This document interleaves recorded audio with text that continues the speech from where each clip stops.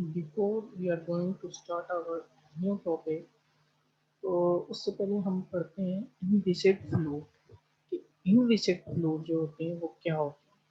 देखें,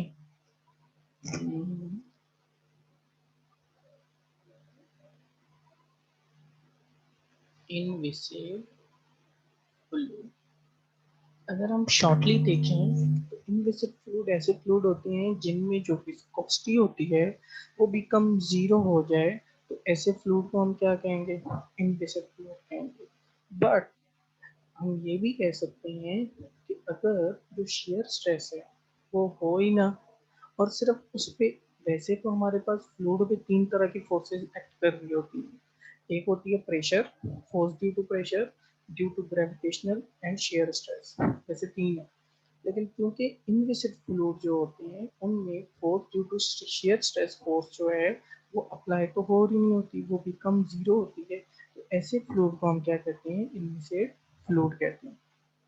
अब इनमें से फ्लूइड का यहाँ पे सारी टाइप लिखी हुई है कि डिस्क्रिप्शन में लिखा हुआ है कि अगर पाइप के अंदर अगर उसकी फ्रिक्शन अगर ज़्यादा हो गई तो जो उसका फ्लो होगा, फ्लो का जो बिहेवियर होगा वो कम हो जाएगा।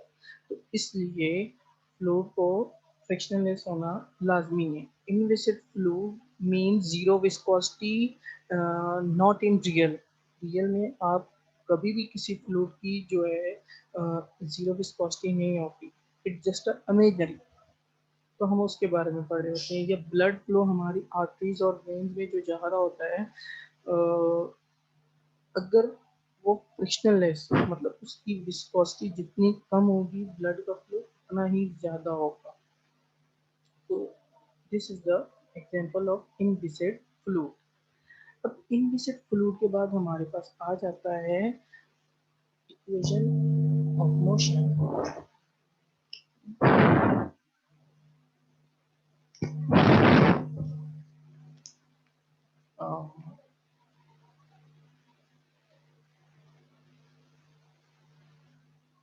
Equation of motion due to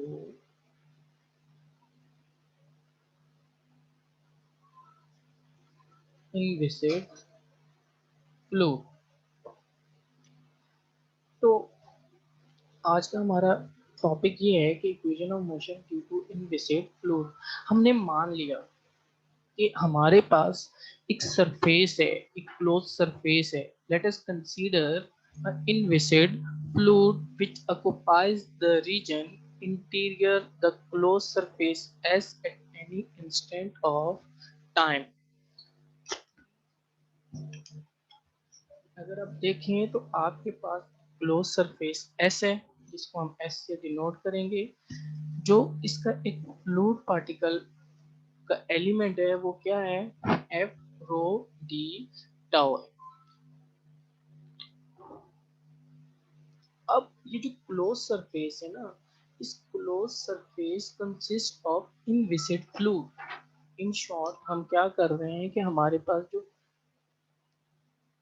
close surface होता है उन पे हम क्या कर रहे होते हैं? इनविसिड फ्लूइड कंसिस्ट कर रहा होता है। अब जो इनविसिड फ्लूइड इस क्लोज सरफेस पे अप्लाई कर रहा होता है उसको हम क्या कर रहे होते हैं? डिस्क्राइब कर रहे होते हैं। अब इस पे हम Newton second law of motion apply करेंगे। Newton second law of motion क्या होता है? total force acting on the body is equal to the rate of change of linear momentum, and this force is due to the, in short,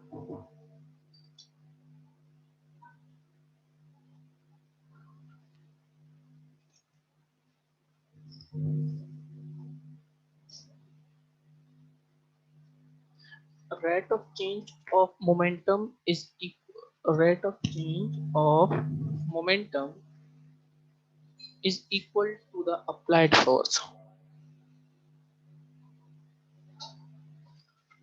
अब यहाँ पे इस जो आपको एक सरफेस नजर आ रहा है, इनक्लोज सरफेस, इसके फ्लूइड एलिमेंट पे जो इनक्लोज है, कंसिस्ट कर रहा है इनविसिड फ्लूइड, इस पे दो तरह की फोर्सेस एक्ट होंगी। एक होगा normal normal pressure thrust on the boundary.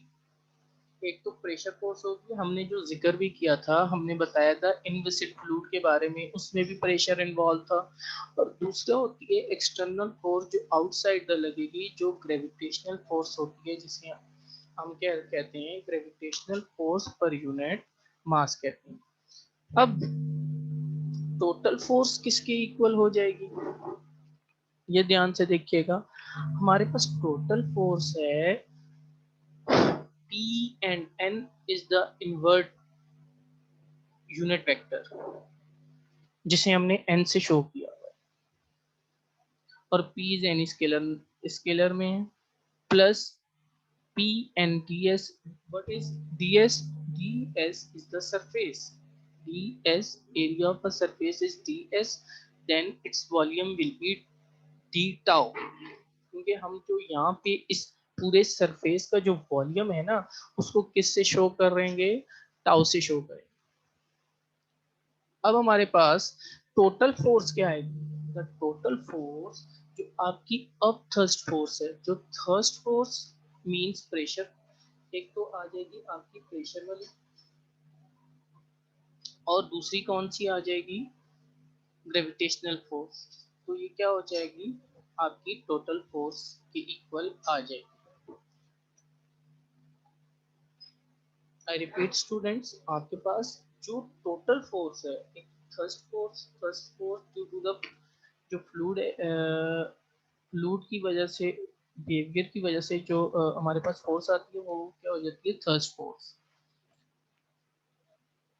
और यहाँ पे किसकी इक्वल हो जाएगी, total force is equal to pressure force into gravitational force, जो एक्सटर्नल फोर्स है, इसके इक्वल। हमने यहाँ पे किसको यूज किया है, गॉसेस लॉ को यूज किया है। गॉसेस लॉ क्या करता है, सरफेस को वॉल्यूम में करते हैं, और हमारे पास वॉल्यूम क्या है, वॉल्यूम क्या है,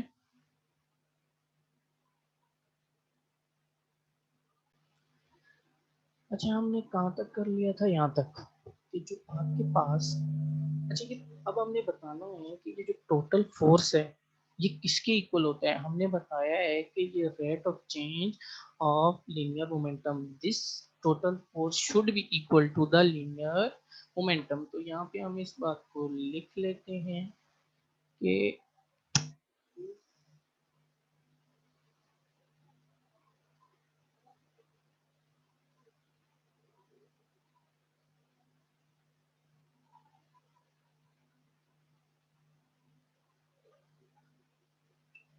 तो ये आपके पास क्या होता है, this total force should be equal to the linear momentum. Now rate of change of momentum,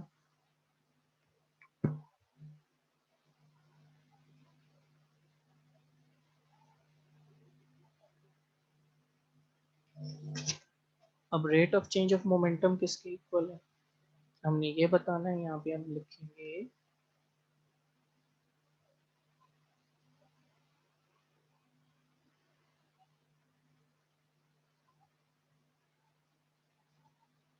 equals to tau rho d v over d t, ये आपका वेलोसिटी है, डी टाउ। अब ये कहाँ से आए, ये देखते हैं। आपके पास क्या होता है, फोर्स किसके इक्वल होता है, मास इनटू एक्सेलरेशन के इक्वल होता है। अब मास किसके इक्वल होता है, डेंसिटी इनटू वेलोसिटी, और एक्सेलरेशन किसके इक्वल होता है, D we over D t के इक्वल होता है। और डेंसिटी जो है, जो वॉल्यूम है, यहाँ पे हमने वॉल्यूम को किससे रिप्रेजेंट किया हुआ है, टाउ से। तो ये आ जाएगा d tau d we over D t. तो ये हमारा rate of change of linear momentum हो जाएगा। अब जो rate of change of linear momentum हुआ है, इसको हमने बना दिया इक्वेशन नंबर 2, वो थे इक्वेशन नंबर 1। हम इन दोनों को लिखेंगे फ्रॉम इक्वेशन 1 एंड इक्वेशन 2। अब हमारे पास जो इक्वेशन 1 और 2 थी उन दोनों को हमने कंपेयर करके यहाँ पे लिखते हैं रो dv और dt d tau equals to negative sign इसलिए आएगा क्योंकि जो मेरा n यूनिट वेक्टर है वो इन्वर्ट की तरफ है, इसलिए यहाँ पे नेगेटिव साइन को हम इससे शो करेंगे del divergent rho d tau plus f rho d tau.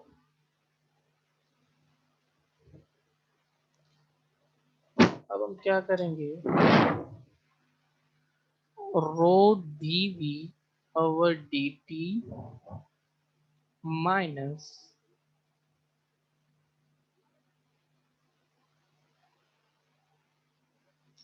Del,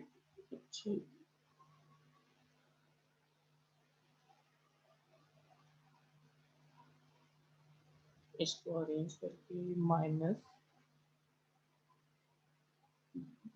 ये डेल्टा पी होगा, इसको अरेंज करके मैंने लिखा है ये हो जाएगा डेल पी।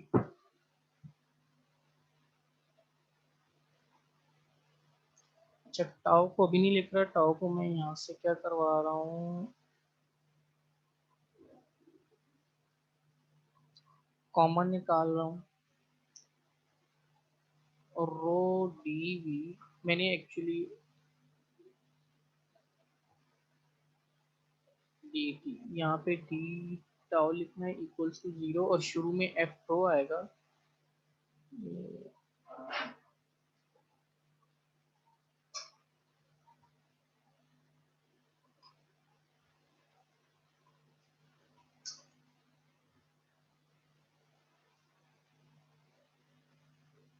ये आपकी इक्वेशन बन जाएगी। Now volume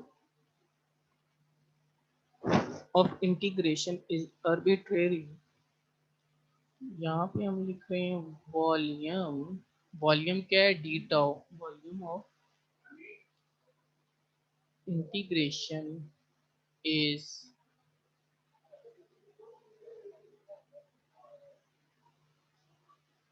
arbitrary, so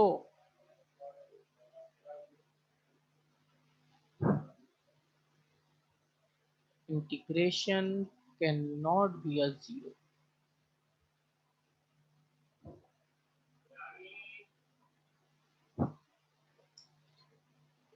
After simplifying integration apply करने के बाद हमारे पास आएगा f rho minus del p minus और rho of d we over D t. अब हमें क्या करना है, डी वी ओवर डी टी change of the velocity of fluid with respect to time left hand side पे रखना है 1/rho f rho minus divergent of p,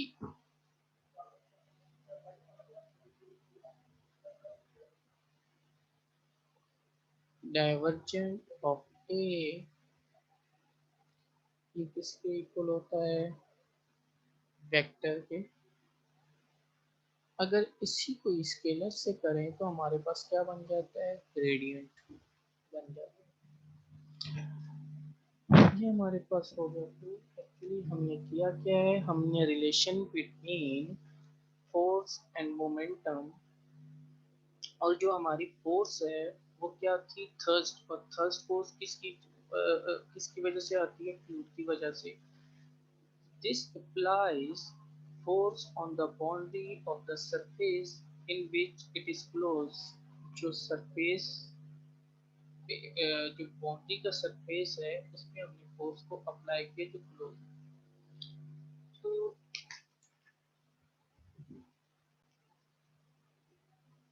Euler momentum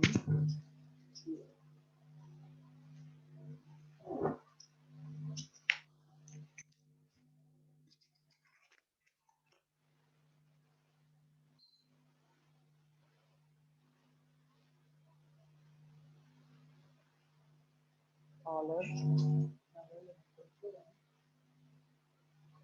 इसमें क्या होता है negative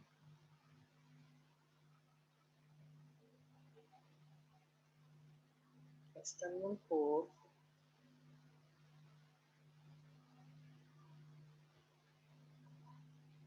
the resultant force due to the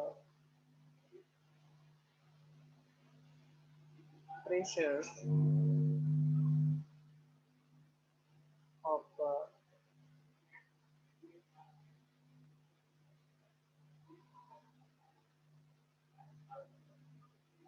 surrounding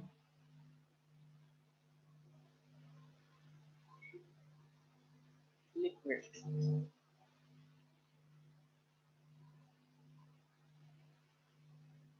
on the walls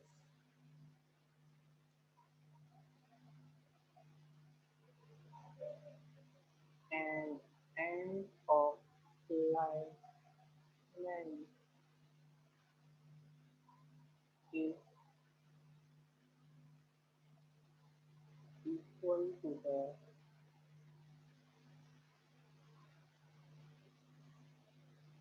force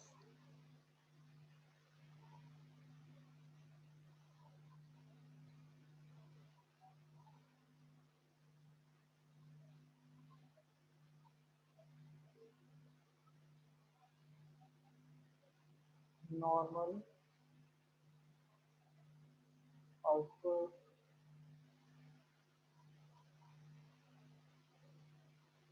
AB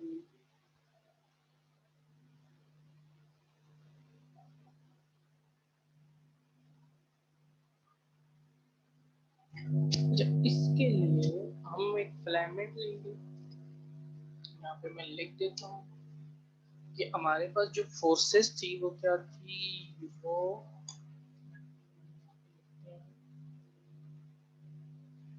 row sigma 1 Q1 force 1 and दूसरी force थी रो sigma 2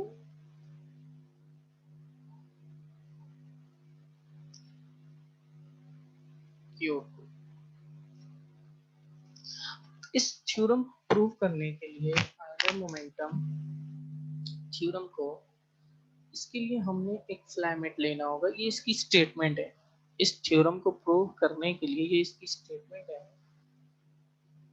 हमने जो relation between resultant force and the linear momentum उसको prove करना है। उसको प्रूव करने के लिए हम एक लेते हैं फिलामेंट। तो फिलामेंट कैसा होगा, ये इस तरह का एक हो जाएगा, एक हो जाएगा इस तरह का।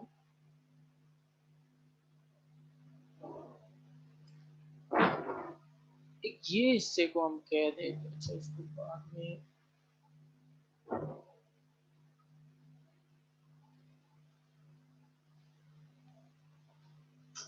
ये फिलामेंट है। इस फिलामेंट के अब लिखने हैं कि this is your a b and sigma 1 और ये हिस्सा आएगा आपका a dash and b dash, ये आ जाता है सी डी। अच्छा ये जो है ना ये स्पीड है Q1, ये अभी इसके बारे में हम जिक्र करेंगे। अभी हम बताएंगे कि ये हो जाएगी Q2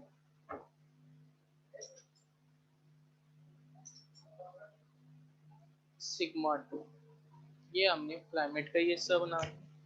अब हम डिस्कस करेंगे कि इसके नाम consider a curve climate bonded है। अब बॉन्डेड किससे, क्रॉस सेक्शन एरिया से ये बॉन्डेड है। यहाँ पे मैं लिख रहा हूँ consider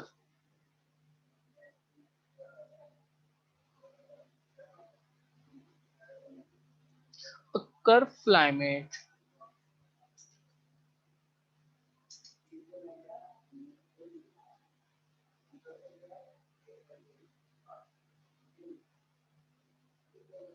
bounded by cross-section areas.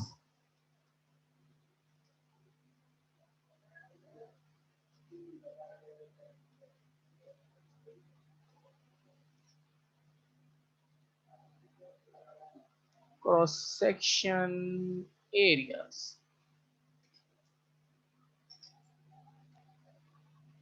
अब एरिया को बताना है इफ एरियाज कितना है सिग्मा 1 सिग्मा 2। अब ये सिग्मा 1 सिग्मा 2 कहाँ कहाँ पे है at a b c d respectively.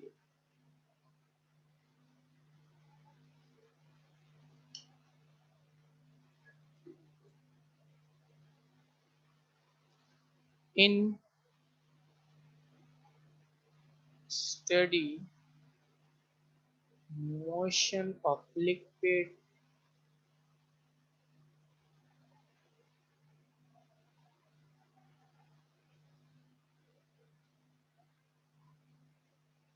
अब जो स्टडी मोशन ऑफ लिक्विड है इफ Q1 Q2 और स्पीड Q1 और Q2 दोनों जो है हमारे पास क्या हो जाएंगी स्पीड हो जाएंगी। अब ये स्पीड कहाँ पे होंगी a b and c d पे हो जाएंगी जो हमारे पास एंड। ये तो हमारे पास क्या था जो हमने फिलामेंट लिया हुआ था उसके जो कंपोनेंट्स थे उसको हमने ड्राइव किया था। इसको जब हम प्रूव करने जाएंगे प्रूव करने के लिए हम यूज करेंगे by the Newton second law. एक minute students.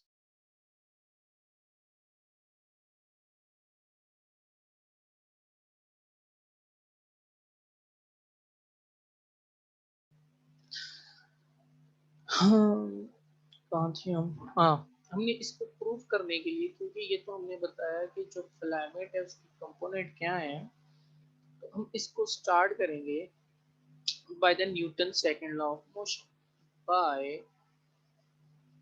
Newton's second law of motion।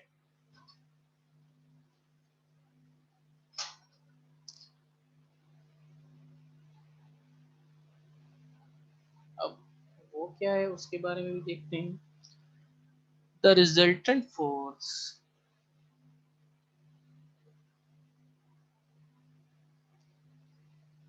must produce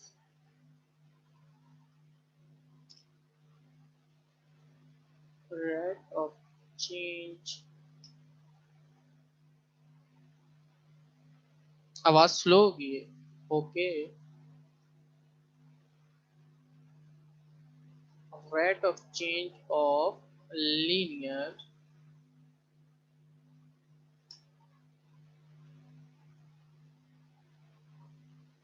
momentum। अब जो फोर्स थी हमारे पास वो प्रोड्यूस क्या कर रही है कि rate of change of linear momentum कर रही है which occupies the portion of the filament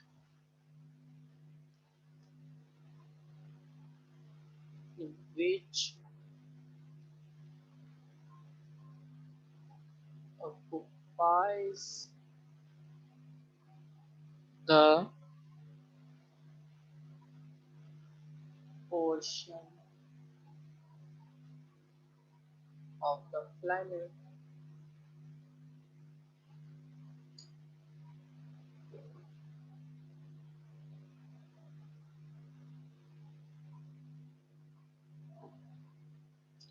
between AB and CD at given instant of time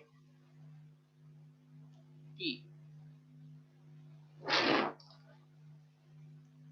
अब ए से लेके बी और सी से लेके डी तक जो अगर फ्लूइड एक्सेलरेट कर रहा है तो इसके बीच क्या होगा, एक टाइम इंटरवल के बाद, मतलब टाइम इंटरवल में, अब वो हमने बताना है। अब टाइम इंटरवल क्या है उसके बारे में बताएंगे। Now at time t plus delta t will occupy portion